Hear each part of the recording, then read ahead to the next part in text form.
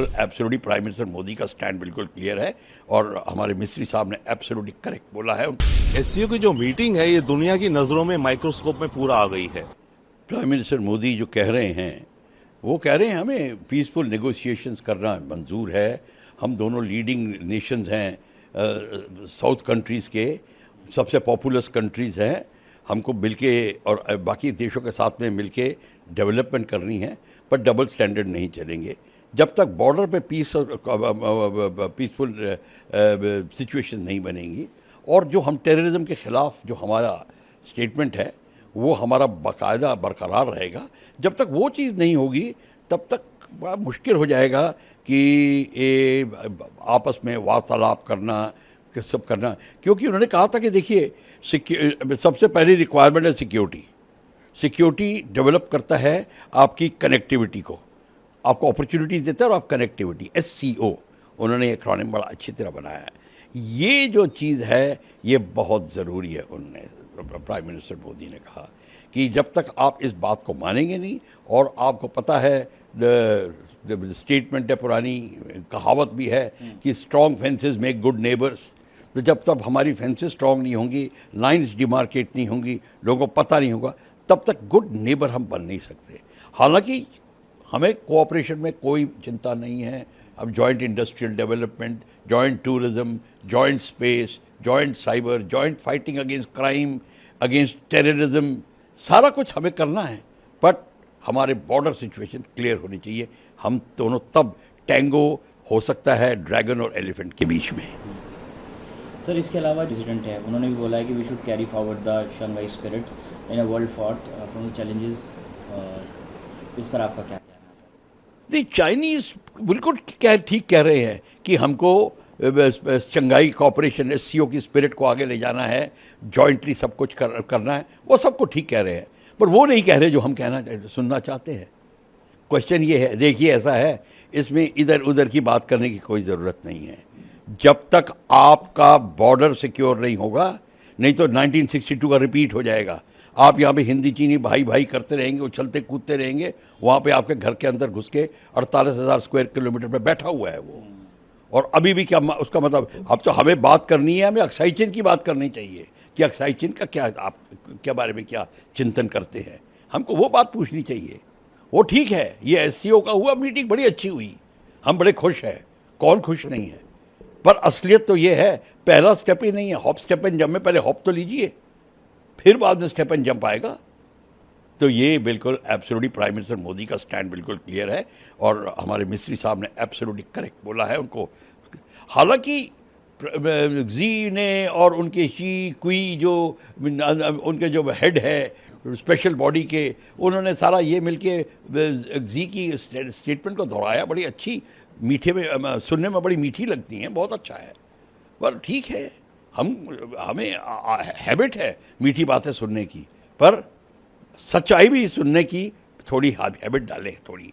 और सच्चाई ये है, जब तक बॉर्डर के ऊपर शांति नहीं बनेगी, जब तक आप हमारा लैंड क्लेम करने के बंद नहीं करेंगे, जब तक अरुणाचल और लद्दाख से लेकर अरुणाचल में प्रॉब्लम सॉल्व नहीं होगी, मैं आपको लिख के देता हूँ, कुछ नहीं होगा।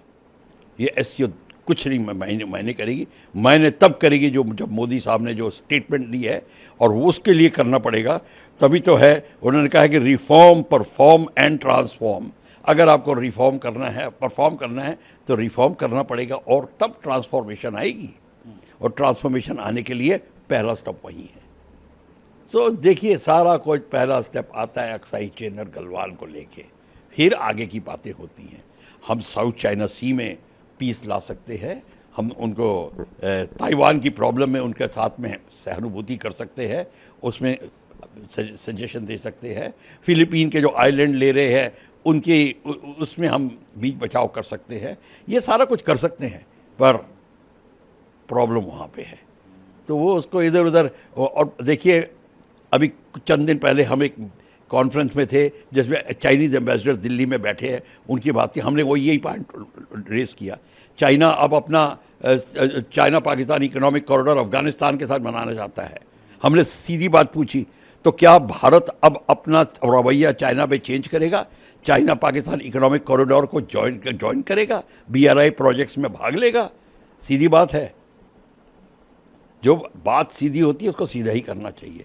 तो ये बात सुनी थी, लोगों ने हमारा मुंह देखा और चुप रह गए। प्रधानमंत्री ने अपना जो एड्रेस दिया, बार बार विश्व के किसी भी पटल पे जा रहे हैं प्राइम मिनिस्टर और हमारे मिनिस्टर्स, हम आतंक को लेके बार बार बात कर रहे हैं, उठा रहे हैं कि दुनिया को एकजुट होके बिना किसी डबल स्टैंडर्ड्स के, बिना किसी हिपोक्रेसी के, साफ नीयत से, सही मंशा से इसके खिलाफ एक्ट करना है सबको मिलके। और खासकर पहलगाम में जैसे इनोसेंट डेथ्स हुई है रिसेंटली, उसमें जो देश हमारे साथ खड़े हुए हैं, भारत ने उनको थैंक किया है। इसमें यह भी सिग्नल है कि जिन देशों ने हमारे साथ खड़े नहीं हुए इसमें, कि हम उनका रिकॉर्ड रख रहे हैं कि कब कब कौन हमारे साथ रहता है।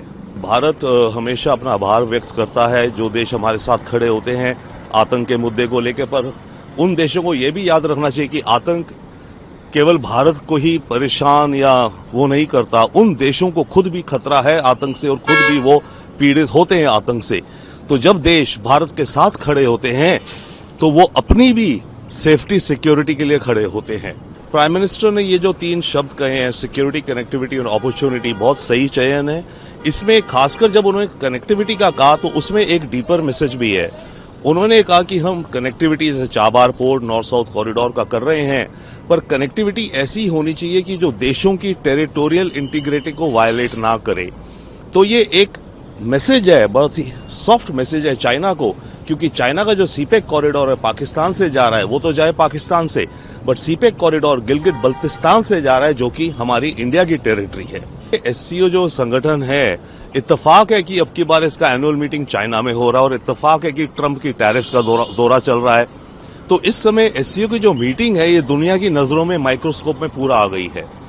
और SCO एंशिएंट सिविलाइजेशंस की मेंबरशिप्स की बात करता है। चाइना और इंडिया एंशिएंट सिविलाइजेशन, कल्चर, आज की दुनिया के जितने भी संगठन हैं, मानिए यूनाइटेड नेशंस हुआ, G20, G7, कोई भी सिविलाइजेशनल, कल्चर, एंशिएंट विजडम्स की बात नहीं करते। ऐसे में SCO एज अ संगठन, इसकी अहमियत अब आने वाले वक्त में दुनिया में बढ़ती हुई दिखती है। देखिए, शी जिनपिंग जो कह रहे हैं, जो प्रिंसिपल्स वो एनंसिएट कर रहे हैं पीसफुल कोएग्जिस्टेंस के, और सारे वो बिल्कुल मानवता को जरूरी है उन प्रिंसिपल्स की आज की तारीख में, परंतु बात है कि कौन देश कितना उस रास्ते पे चलता है। शी जिनपिंग जो कह रहे हैं वो बात सही कह रहे हैं, पर असलियत वो रिकॉग्नाइज भी कर रहे हैं कि SCO को जो देश हैं, इन देशों में आपस में काफी कॉन्ट्रडिक्शंस भी हैं, जो मेंबर्स हैं यहाँ पर, राइट। तो उन कॉन्ट्रडिक्शंस को आपस में सुलटाना है, तभी तो SCO एक संगठन के रूप में आगे अच्छे से चल पाएगा।